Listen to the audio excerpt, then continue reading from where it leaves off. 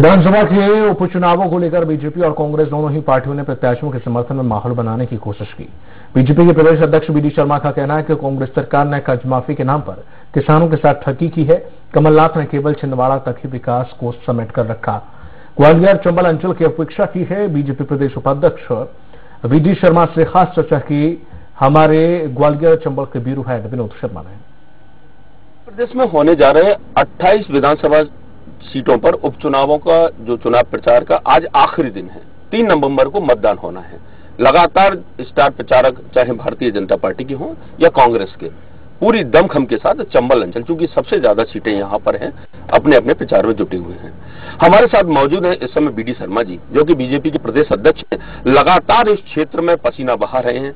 उनका एक अलग ही यहाँ पर दबदबा है, एक वजूद है उनका इस क्षेत्र में। मुरैना, भिंड और ग्वालियर से लेकर तमाम क्षेत्रों में चुनावी सभाओं को संबोधित कर रहे हैं और आज भी वो कई ऐसे इलाके हैं जहां जाएंगे और अपने पार्टी के प्रत्याशियों के समर्थन में वोट मांगेंगे लोगों से। क्या मुद्दे हैं उनके पास, किस तरह से ये पूरा घटनाक्रम हुआ, 15 महीने की जो कमलनाथ सरकार चली उसके बाद वो गिर गई और कई तरह के। शर्मा जी, पहले तो बहुत बहुत स्वागत है स्वराज एक्सप्रेस में आपका।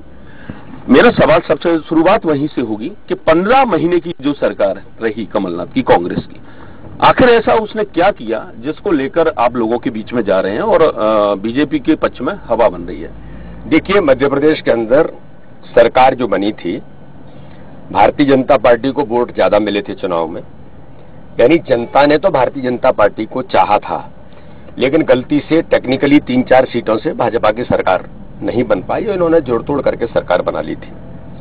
लेकिन इन्होंने जो वादे किए थे जनता के साथ, किसानों का कर्ज माफी करेंगे, नौजवानों को बेरोजगारी भत्ता देंगे, किसानों को दूध 1 लीटर दूध पर 5 रुपए का बोनस देंगे, हमारी बेटियों को जो 25,000 रुपए भारतीय जनता पार्टी की सरकार उनको कन्यादान योजना के लिए देती थी, इन्होंने कहा 51,000 देंगे। एक भी वादा इसमें से, ऐसी एक नहीं, लंबी फहरिस्त है, एक भी वादा इन्होंने पूरा नहीं किया।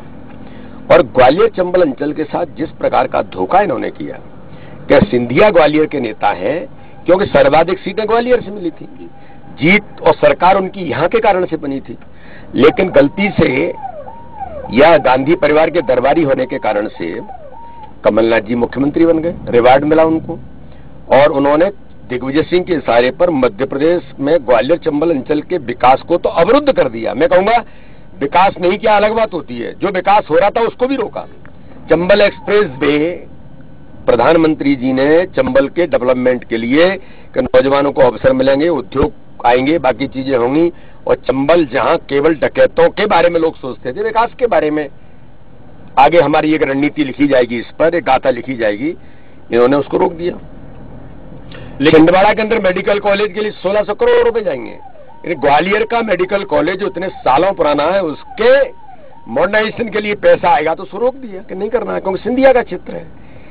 इस प्रकार की गद्दारी कहूंगा मैं इसको, ये गद्दारी है, ये धोखा है, ये कमलनाथ की सरकार ने दिग्विजय सिंह के इशारे पर किया। उसी का परिणाम था कि उन लोगों को दुखी होकर के कहना पड़ा कि साहब ऐसी सरकार तो नहीं चलेगी, और जो हम जनता से वादे करके आए, हम जनता को क्या मुंह दिखाएंगे। उन्होंने निर्णय किया सिंधिया जी के नेतृत्व में, सिंधिया जी ने कहा कि हम सड़कों पर उतरेंगे, सड़कों पर उतरे, वो सरकार भी सड़कों पर आई, और कमलनाथ को आज उन गरीबों के अधिकार छीनने के कारण से जमीन पर आना पड़ा। लेकिन सबसे बड़ा एक मुद्दा आपके पास था कि जो किसानों का कर्ज था 2 लाख रुपए तक का, वो माफ नहीं हुआ। लेकिन आपकी सरकार है अब, और सरकार आपकी जैसा आपका मानना है कि सरकार रहेगी और आगे भी आप रहेंगे, तो क्या उस संबंध में कोई बीजेपी के पास कोई रणनीति है? देखिए, भारतीय जनता पार्टी कभी कोई प्रलोभन नहीं देती है। हमारा सिद्धांत है कि हम प्रलोभन देकर के सरकारों में न आते हैं, न हम वोट प्रलोभन के आधार पर लेना चाहते हैं। भारतीय जनता पार्टी एक काम जरूर करती है कि माननीय प्रधानमंत्री ने कहा गरीबी हटाने का हमने नारा नहीं दिया, लेकिन गरीबों का जीवन स्तर ऊंचा उठाने का काम हम करेंगे, हमारी सरकार करेगी, वो केंद्र में भी और प्रदेश के अंदर भी। प्रधानमंत्री आवास योजना कि हर गरीब को जो झोंपड़ी में रहता है उसको अपने घर में रहने का अधिकार है, उसको भी घर मिलना चाहिए। हमने प्रधानमंत्री आवास के माध्यम से, आज हमें गर्व है, 3 करोड़ से ज्यादा ऊपर परिवारों को हमने प्रधानमंत्री आवास में वो घर दे दिए, जिनके पास कभी जीवन में कल्पना नहीं की, उनके सर पर छत मिली। उज्ज्वला योजना के माध्यम से 8 करोड़ से ऊपर परिवारों को फ्री में गैस कनेक्शन, ये देश के इतिहास में कभी हुआ जिन गैस कनेक्शन के लिए सिफारिशें लगाना पड़ती थी, उन्होंने कहा कि नहीं, गांव के अंदर गरीब का घर भी अच्छा रहना चाहिए, उस मां लकड़ी पर खाना क्यों बनाए, उसको फ्री में गैस कनेक्शन देने का काम भारतीय जनता पार्टी की सरकार ने।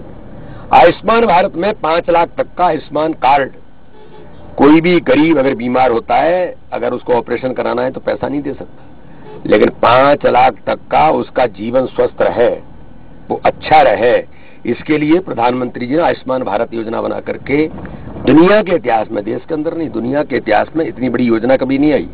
आयुष्मान भारत के माध्यम से 5 लाख तक का कार्ड आज गरीब जनता को दिया है। मध्य प्रदेश के अंदर संबल योजना क्यों लागू की? हर गरीब को हम अधिकार उनके, कैसे उनके लिए हम खड़े हो सकते हैं, उन सारी योजनाओं को कमलनाथ ने बंद किया। तो हम गरीबों का जीवन स्तर ऊंचा उठाना चाहते हैं।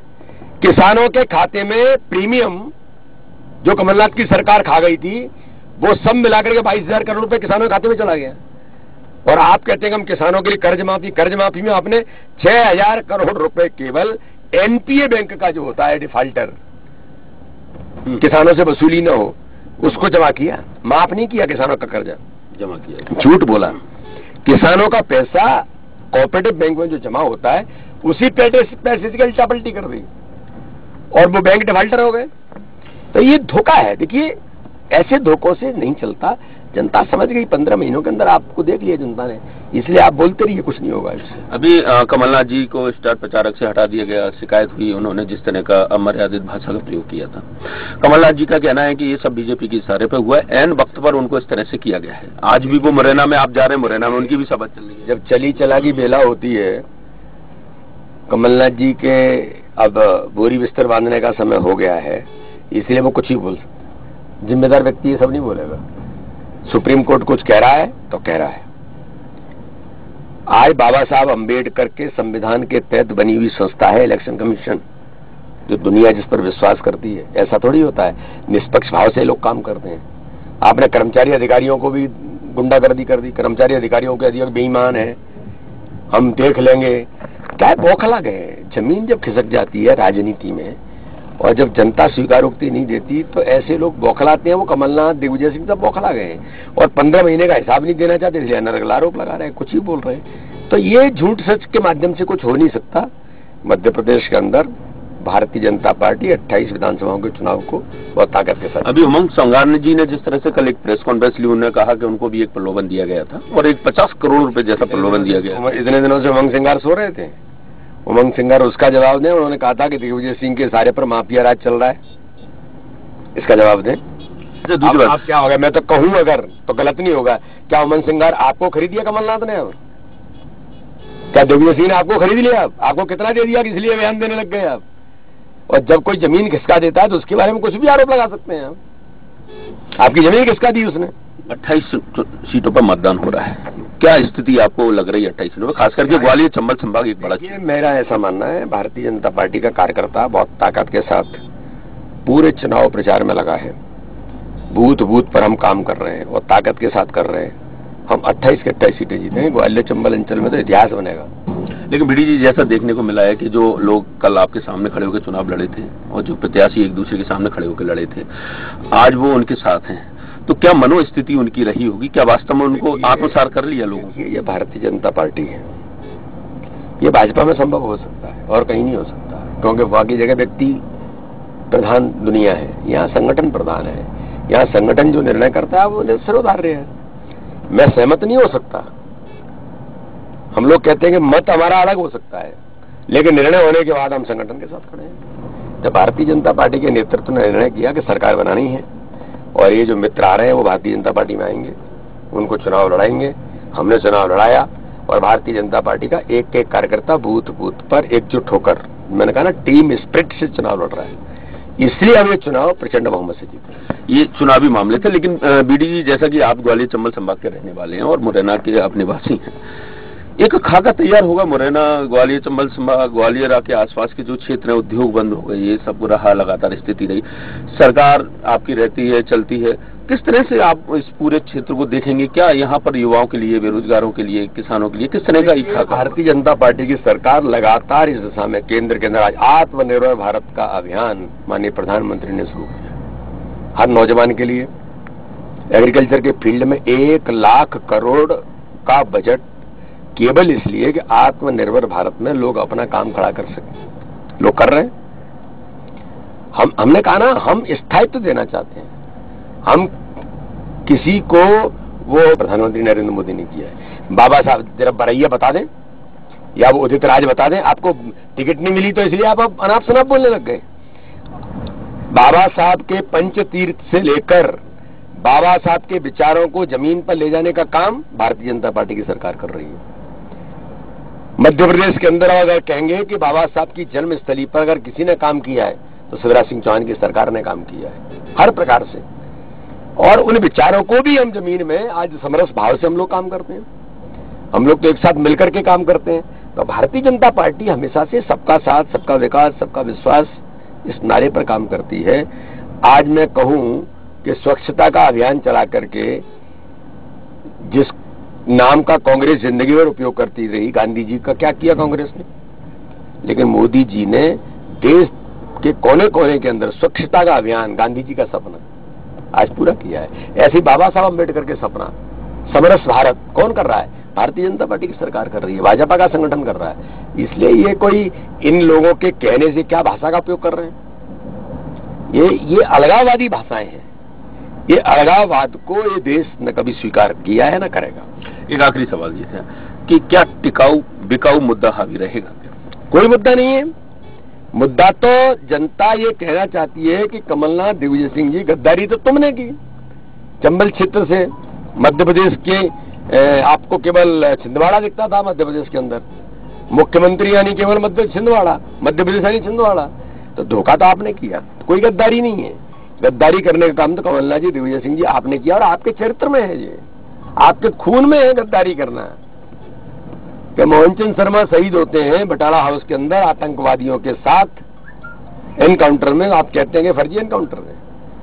सेना के अंदर अगर सेना हमारी पाकिस्तान को जवाब देने के लिए सर्जिकल स्ट्राइक करने जाती है, दिग्विजय सिंह कहते हैं कि इसका प्रूफ चाहिए। और धारा 370 दुनिया जानती है, जिसके कारण से आतंकवाद भारत के अंदर बढ़ा, और वो आतंकवाद की नर्सरी बनकर के उधर से पाकिस्तान प्रेरित आतंकवाद जो आ रहा था, धारा 370 हटाने से खत्म हुआ। अब कांग्रेस और दिग्विजय सिंह कह रहे हैं कि उसको पुनः बहाली होनी चाहिए। ये कहीं न कहीं देश के खिलाफ जो ताकतें रहती हैं उनके साथ खड़े होने वाले लोग हैं। आर्य मसूद ने अभी भोपाल के अंदर जिस प्रकार से इतना बड़ा तांडव किया है, आतंकवाद के समर्थन में रैली की है, ये इनके साथ खड़े हैं। तो इनको जनता, मध्य प्रदेश छोड़ दो, देश इसके अंदर कहीं भी इनको कोई स्वीकारोक्ति नहीं है। ये केवल अपनी जमीन बचाने के लिए अनर्गल झूठ बोल बाल करके कैसे गुमराह करें, जो जनता स्वीकार नहीं करेगी। बिल्कुल, ये थे हमारे साथ प्रदेश अध्यक्ष बीजेपी के बीडी शर्मा जी, जो साफ तौर पर कह रहे हैं कि आने वाला समय यानी 3 नवंबर को जो आम लोग हैं वो बीजेपी के साथ रहेंगे और उनकी ही सरकार रहेगी और चलती रहेगी, यानी वो पूरी तरह से इस बात को लेकर आश्वस्त है।